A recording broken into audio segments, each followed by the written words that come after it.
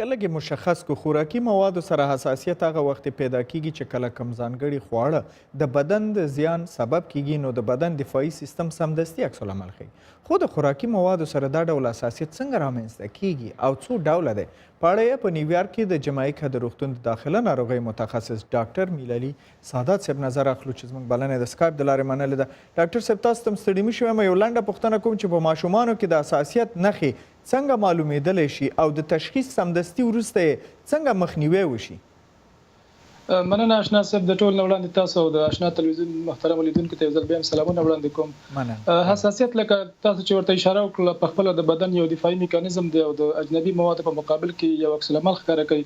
خو دغه عکس العمل بعضې وخت کې په بدن کې داسې اعراض او علائم پیدا کوي چې د مریضانو د نارامۍ سبب کیږي. په ماشومانو کې معمولا هغه خوراکي توکي چې د حساسیت سبب کیږي لکه تاسو په خپل راپور کې ورته اشاره وکړه د منپلیو استعمال دی یا د منپلیو څخه جوړ شوي مستحضرات. همدارنګه په کم عمر کې بعضې ماشومان د شیدو او د شیدو سره مربوط د جوړ شوي مستحضرات د هغوی سره عکس العمل ښکاره کوي. بعضې ماشومان د هګیو سره او یا د ماهي د غوښې سره عکس العمل ښکاره کولی شي. دغه اعراض او علائم په مختلفو شکلونو دي. مثلا مریضانو ته د سترګو خارښت او د سترګو څخه د اوبو راتګ، همدارنګه د پوزې څخه د اوبو راتګ، اپرنجی کول،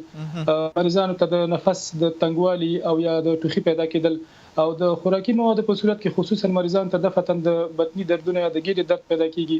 بعضې ماشومان استفراغ کوي او بعضې ماشومان ورسره اسهالات هم پیدا کوي. په مجموع کې والدین د دې خوړو په وخت کې څنګه پوه شي چې ماشوم د کم خاص خوراک سره حساسیت لري؟ لکه دا نښې چې تاسو ویلې، څنګه یې تشخیص کړي چې د کم ډول خوراک سره دغه حساسیت ښودل شوی؟ کېدای شي د لومړي ځل دپاره به دا والدینو ته مشکله وي چې دا معلومه کړي، خو کله چې دوی ماشوم ته خوراک ورکوي دفعتاً د هغه خوراک څخه وروسته په ماشوم کې یو قسم اعراض او علائم را پیدا کیږي چې نظر په هر ماشوم باندې فرق لري. نو کله چې والدین دې ته متوجه شي چې دغه اعراض په متکرر شکل باندې د ماشوم ته پیدا کیږي، نو دوی باید دې ته متوجه شي چې دا حتما د خاص غذایي موادو پورې ارتباط لري. دوی باید یو ډایري وساتي او دا باید ځان سره یادداشت کړي چې کوم مواد د کومو اعراضو سبب کیږي د دوی په ماشوم کې، چې په دې ارتباط باید یو ډاکټر سره مشوره وکړي او هغه مواد ورته مشخص کړي چې دغه مواد زموږ په ماشوم کې مشکل پیدا کوي. داسې معلومه شوې ده چې مثلا څه ډول خوراکونه معمولا ماشومانو کې د حساسیت سبب کیږي او یا کوم خاص موسم لري که نه، مثلا ژمي کې یا اوړي کې یا په مني کې؟ خوراکي مواد معمولا د فصل پورې ارتباط نه لري، خو زیاتره خوراکي مواد لکه مخکې چې ورته اشاره وکړه دغه منپلي او یا هغه وچې میوې چې د ونو څخه لاسته راځي او په مجموعي ډول باندې لکه مخکې چې ورته اشاره وکړه هګۍ او د هغې څخه جوړ شوي مستحضرات، شودې او د هغې جوړ شوي مستحضرات، همدارنګه ماهي او د هغې څخه کوم لاسته راغلي غوړي چې دي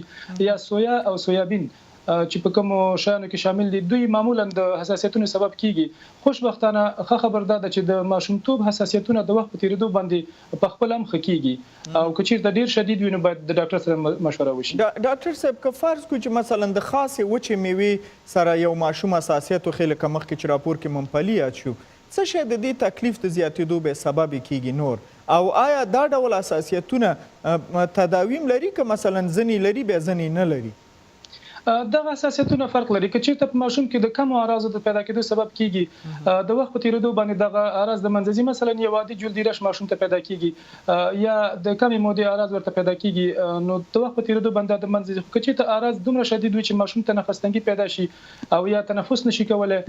باید د دغه خوراکي مواد څخه په هغې وخت کې اجتناب وشي او دوی باید متخصص یا ډاکټر ته یوړل شي تر څو د دوی په وینه کې هغه مواد ټیسټ شي او د هغې په مقابل کې دوی ته واکسین ورکړل شي تر څو دغه حساسیت د منځه ولاړ شي. داسې امکان شته دی چې مثلا یو ماشوم چې د څو میاشتو یې خصوصا چې د مور شیده اخلي، که مور یې داسې خوراکونه وکړي چې هغه د دې سبب شي حساسیت ماشوم ته حساسیت انتقال کړي، داسې شی خطر شته؟ داسې راپورونه راغلي دي چې د مور په شیدو کې بعضې خوراکي توکي انتقالیږي، نو مورګانې باید متوجه وي که چېرته دوی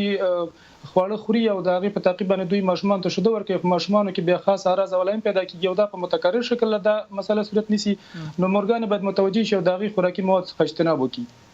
داسې توصیه هم څه ده په افغانستان کې پیږئ ټول اوضاع او شرایط تاسو ته معلوم دي چې هلته ماشومان څنګه تغذیه کیږي، ستاسې توصیه څه ده چې هلته مثلا کومو خوراکونو ته اولویت ورکړي ماشوم صحت ته او راتلونکي دپاره؟ د الرژي په حساب باندې باید د ماشومانو په غذایي رژیم باندې بندیز ونه لګول شي ځکه حساسیتونه په هر چا کې نه رامنځته کیږي بعضی ماشومان حساسیت ښیي او که چېرته به حساسیت معلوم شي فقط دا غذاګانو څخه اجتناب کیږي په مجموع کې باید ماشومان ته متممه غذاګانې ورکړل شي چې په دې کې حبوبات شامل دي همدغه غذاګانې چې موږ مخکې یاد کړلې ډېرې صحي غذاګانې دي باید ماشومان ته ورکړل شي مثلا شیدې دي یا هګۍ دي سبزیجات باید ماشومان ته ورکړل شي غوښه د وریجې دي نو ټولې متممه غذاګانې چې باید ماشومان ته بدون د ویرې توصیه شي او که چېرته به حساسیت ولیدل شي هغه خو بېله مسله ده په هغې وخت کې باید لازمه کارونه سرته ورسېږي یعنې حساسیت په وجې د اوس نور خواړه پرې نه بندوي یو لنډه پوښتنه بله کومه چې آیا داسې کوم واکسین شته دی چې مخکې د مخکې نه کار رقم خواړه وخوري ماشوم ورسره به هېڅ حساسیت ونه ښیي نه بدبختانه داسې عمومي واکسین نشته ده چې د ټولو حساسیتونو مخه ونیسي ځکه حساسیت په خپله د مختلفو موادو په مقابل کې رامنځته کیږي او داسې څه نشته ده چې د ټولو موادو په دستجمعي ډول باندې مخه ونیسي او مختلف خلک د مختلفو موادو سره عکس العمل ښکاره کوي نو تر اوسه پورې داسې کوم څه نشته ده چې هغه په مجموعي ډول باندې د حساسیت مخه ونیسي ډاکټر صاحب میرعلي سادات کور ودان ډېر تشکر ستاسو د دې علمي لارښوونو او معلوماتو مننه ده ستاسو مننه